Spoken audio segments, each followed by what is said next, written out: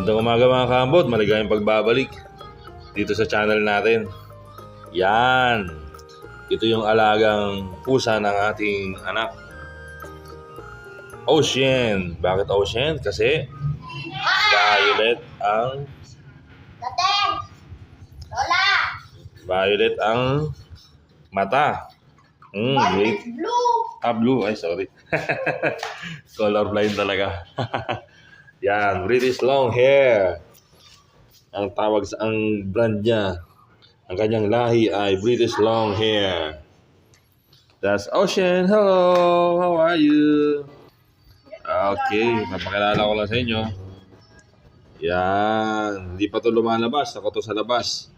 Yun, doon. O dito lang yan sa loob ng bahay. Wala na nakakasalamuha na ibang pusa. At yung mata niyan, kung mapapansin nyo, ay may itim-itim, nagluluha-luha yan. Pero nalalagyan namin ng gamot. Kaya medyo okay na ngayon. Pero hindi nga siya masyadong nalilinis kasi syempre mahirap din i-maintain eh. Yan o. Pero itong buntot niya talaga medyo may pagka-brown yan. Pero yung kulay niya medyo namumutim talaga yan. So hindi natin alam kung paano paputiin. So first time natin mag-alaga ng anak ko ng kahit ako. First time namin mag-alaga ng pusa. Kasi kadalasan aso talaga ang inaalagaan namin. Yan, at yung balahibo niya dito sa liig, namumuo. Parang nabibigatan siya. Yan. Yan mga kaambot. Ang alaga nating pusa. Yon. Oh, ganda.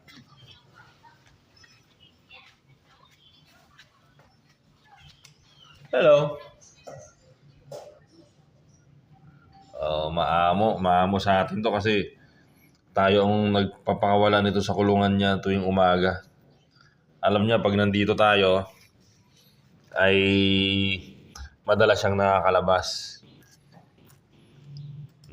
Yun oh. Exercise oh. Ang cute. Wala pa yatang 1 taon to eh.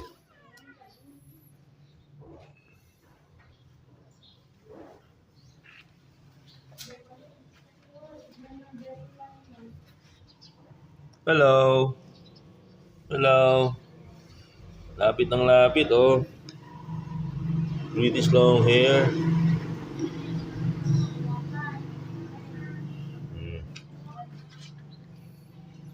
Ayun ang kulungan niya. Yun. May second floor. Yan na, lalapit na sa atin. Actually mga kaambot, para siyang laruan lang. Talagang lago ng balahibo. Ow! Ba't ka nangangagat? Nangahilig mga gat.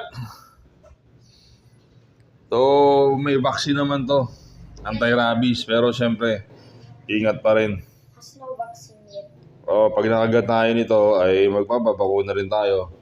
Katulad ng bata na to. Yon. Kaya kahit alaga niyan, takot siya maghahawak. Kasi minsan sinusumpong na parang gustong mangarmot. Pag ganyan-ganyan lang yan dito at manok ang mahilig kainin yan.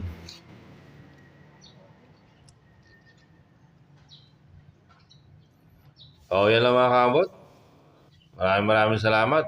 Bibidyohan ulit natin yan mamaya para ipakita sa inyo kung ano ang pinanggagawa ng pusa na to.